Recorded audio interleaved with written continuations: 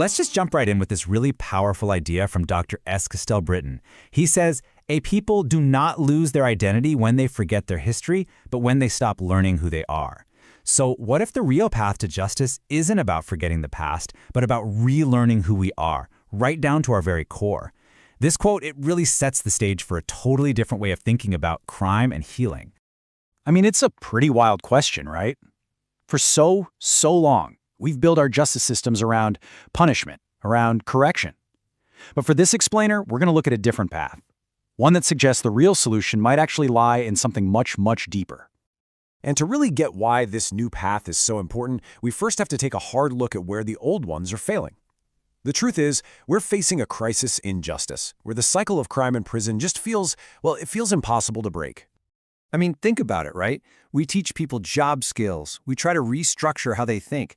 But so often, these approaches are just scratching the surface. They don't get to the core fractures, that feeling of being invisible, the emotional damage, the total disconnection from your own culture. That can lead someone to crime in the first place. So it's this gap, this failure to see the entire person, that really pushed one researcher to go looking for a better answer. He knew there had to be something more, something that could explain not just how people end up committing crimes, but how they can truly, deeply heal and change. And that researcher is Dr. Castell Britton. Now, with a PhD in criminal justice and a master's in forensic psychology, he had this really unique perspective. He could see both the inner world of an individual and the massive system they were caught in. And that unique viewpoint, it led him to a completely groundbreaking new theory. But here's the thing about Dr. Britton's journey. It didn't start in some sterile lab or a stuffy academic library. Nope. It started by listening. Specifically, by listening to the voices of the Rizal people. So who are the Rizal? They're an Afro-Caribbean community from a small archipelago, and their history is just one of incredible resilience. I'm talking centuries of fighting against colonization and cultural erasure. And as Dr. Britton spent time in their community, he realized their struggles and survival, well, they held the key to a whole new way of understanding justice. This right here, this is the lightbulb moment from Dr. Britton's doctoral research. He started to see that for so many of the Rizal people he talked to, prison wasn't the start of their problems. It was just the end result, the final visible symptom of a disconnection that started generations ago. The justice system wasn't creating the wound, it was just making it deeper.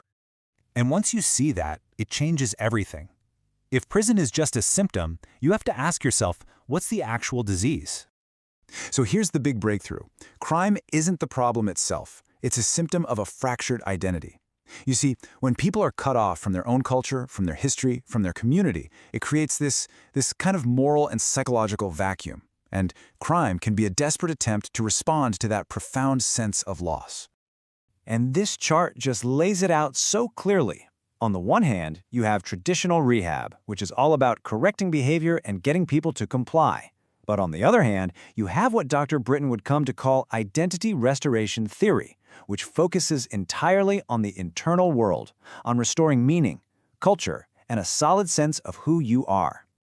Now, this new framework is built on a really solid foundation of 7 core assumptions. We won't go through all of them, but let's check out a couple. You've got cultural anchoring, which basically says that a healthy identity has to be grounded in culture and memory. Then there's narrative clarity, which argues that to be a moral person, you need to have a coherent story about your own life. Altogether, these 7 ideas are the building blocks for a totally new way to think about healing. All right, so with that foundation in place, let's officially define this incredible theory that grew out of Dr. Britton's work with the Rizal community. So, it's called Identity Restoration Theory, or IRT. And what it proposes is that real, lasting rehabilitation happens through education. But not just any education. We're talking about a kind of learning that's specifically designed to reconnect people to their identity, to rebuild their power to choose, and to restore that deep feeling of belonging. IRT is really built around these 5 core concepts that Dr. Britton pulled directly from the Rizal testimonies. And these aren't just random ideas. They are the absolute essential pillars of a whole and healthy identity.